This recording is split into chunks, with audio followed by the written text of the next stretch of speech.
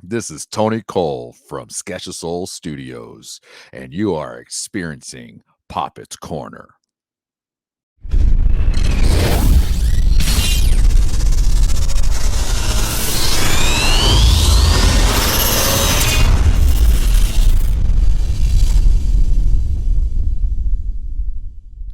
What's going on, everyone? Welcome to a brand new episode of Poppitt's Corner. Thoroughly excited to be doing this.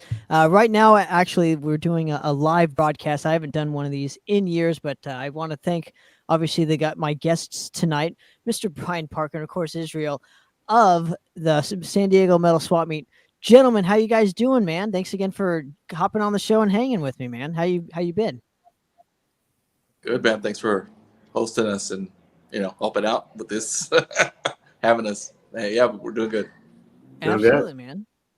Absolutely. Well, this year is going to be really exciting. Obviously, let's start just from the beginning and whatnot, and educate people on, if they're not familiar with the San Diego Metal Swap Meet, what is it exactly, and how is it different than other swap meets? It's compared to stuff that's musically speaking when it comes to swap meets and whatnot. I guess I'll take this one.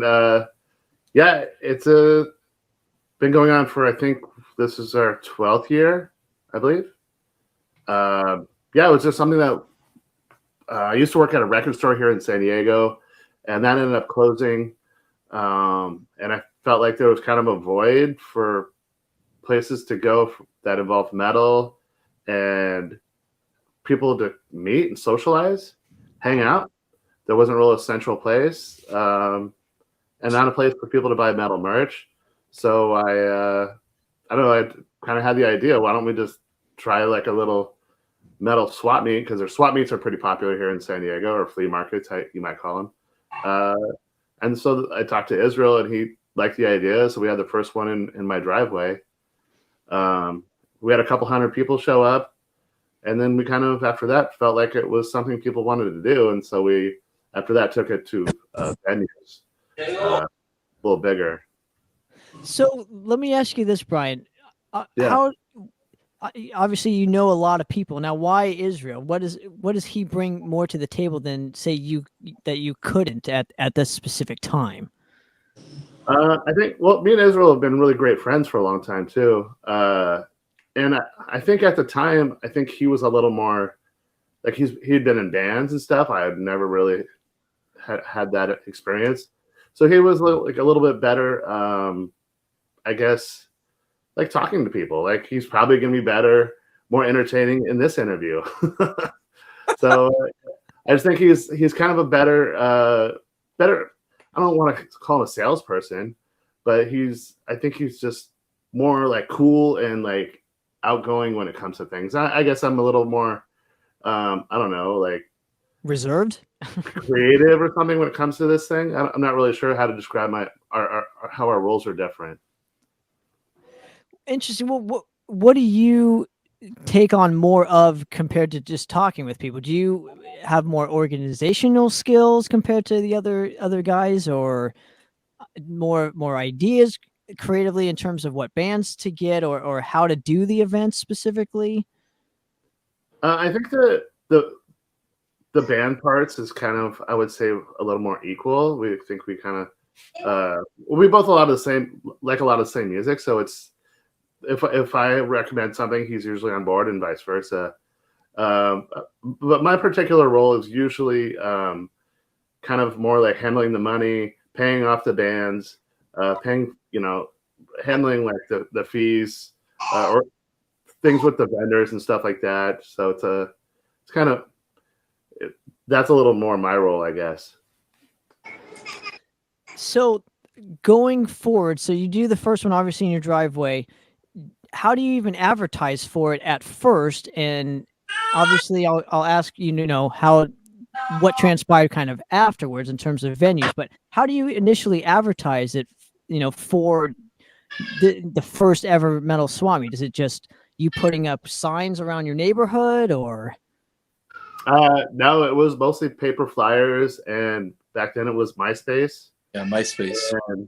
And we had an online forum called stmetal.org, that had a pretty good following, and people we posted it there too. So okay, so let's go a little bit forward here. So you get, obviously it's a huge success. What is next in terms of, you know, the second year? What do you guys do differently than you did on the first? Besides obviously getting a different venue.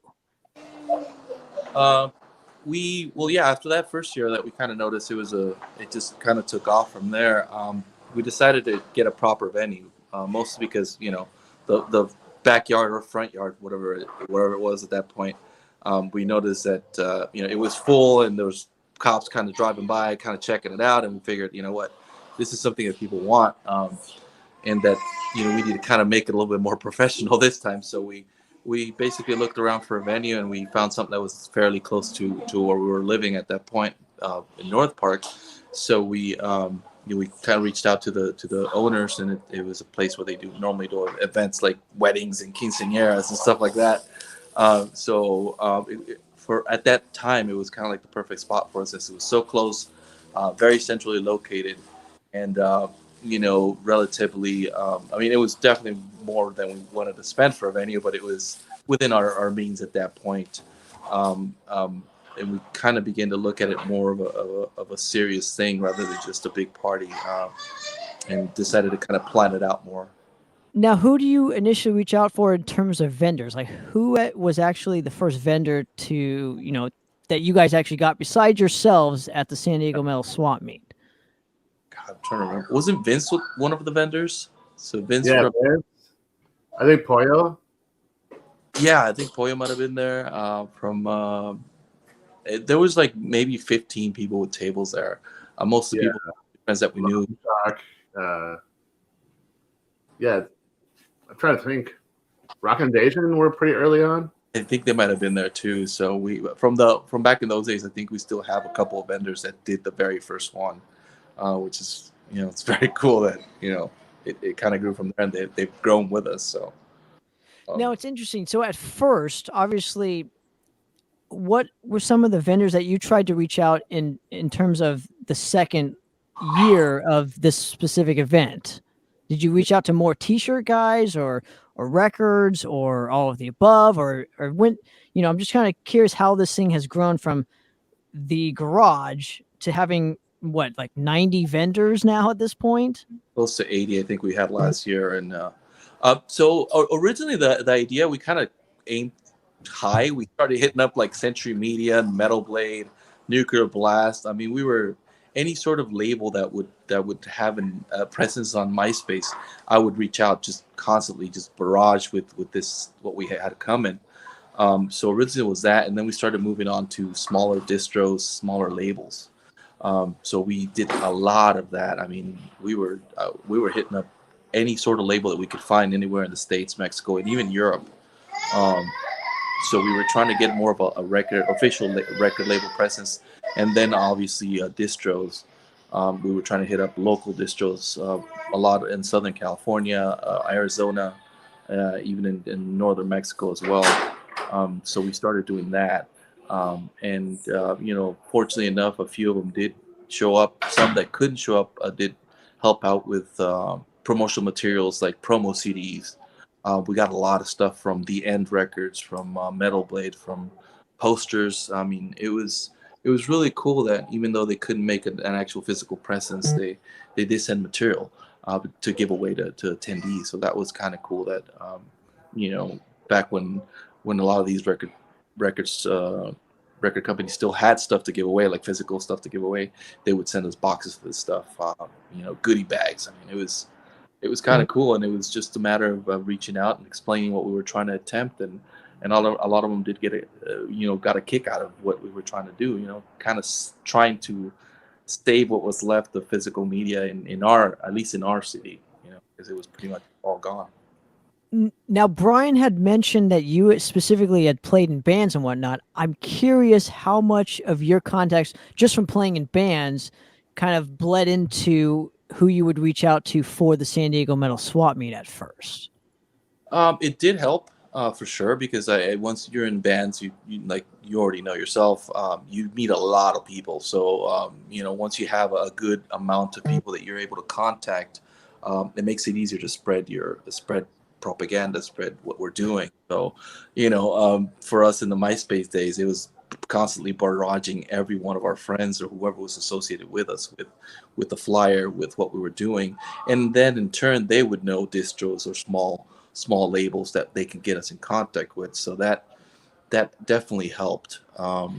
You know, and a lot of times it was just a matter of just sending a quick message and say, hey, this is what we're trying to do. Would you guys like to be involved? And then we either get a yes or a no, or you know, never a reply. But it did definitely help in the beginning to be already kind of tapped into bands from LA, bands from San Diego that we could reach out to. Say, hey man, who's distributing your stuff? Hey, we got this label from Oklahoma, whatever. They can't come over, but they can send us 20, 30 CDs that we can give away. So even then, and we'd add them as a sponsor. So it kind of gave the event a little more clout when we had labels like Metal Blade, like Century Media, like on our sponsor sheet, because they were sponsors. They were providing us with material and giveaways. So it gave the event a little bit more of a serious, more of a street cred, I guess you would say.